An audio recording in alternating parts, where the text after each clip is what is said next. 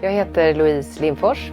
Jag är ordförande i Fredrika Bremer-förbundet som instiftades 1884, världens äldsta feministiska förening. This is my voice. Alltså det är ju verkligen så här, unite liksom. Hitta människor som inspirerar er, hitta stöd. Känn er som en sån här pingvinflock som bara guckar ihop er och står och känner stöd från varandra. För det är rätt kallt, det är lite Nordpolen liksom. Det blåser rätt hårt. Och framförallt när man är ung och är på nätet mycket, man får mycket hot och hat. Man är också väldigt utsatt för att vilja få bekräftelse. Det handlar mycket om estetik och hur man ska se ut och vem man ska vara, hur man förväntas vara som tjej. Och för att inte tala om all porr som då sköljer över en på nätet. Jag tänker att unga tjejer som växer upp idag får otroligt mycket mer verktyg än vad min generation har haft. Mycket mer kunskap, mycket mer tillgång till information. Men de får också mycket mer krav och förväntningar och ganska hårda, tuffa saker, hårt motstånd liksom att förhålla sig till. Så jag tror att det är jätteviktigt att man hittar strategier sinsemellan. Att man pratar om de här grejerna, att man vågar stå upp för sina värderingar. Att man i offentliga rum tänker att jag har en plats här, jag får prata, jag får ta plats.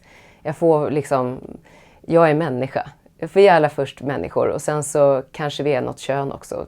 Det är ju kul, men jag menar det är liksom en sekundär grej. Läs på om mänskliga rättigheter.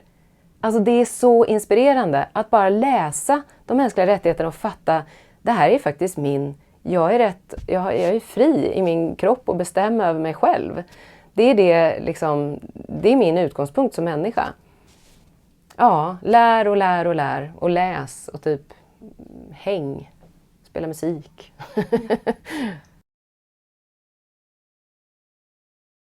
Alltså just de mänskliga rättigheterna så har jag ju själv då gett ut en bok om mänskliga rättigheter som heter Säg ifrån. Och den är skriven av en man som heter Stefan Hessel som var då en av de sista kvar i livet som var med och skrev de mänskliga rättigheterna en gång i tiden. Under ledning av då i FN Eleanor Roosevelt som ju var en kvinna, vilket också är ganska häftigt att man då i början strax efter andra världskriget bestämdes för att tillsätta en delegation som skulle formulera de mänskliga rättigheterna och det var en kvinna som ledde den delegationen. Den här boken har också kommit då med lite textkommentarer, bland annat Annika Norlin, det är en artist som går under namnet Säkert som ni kanske känner till, och Göran Greider och Åsa Moberg och så Pierre Schori.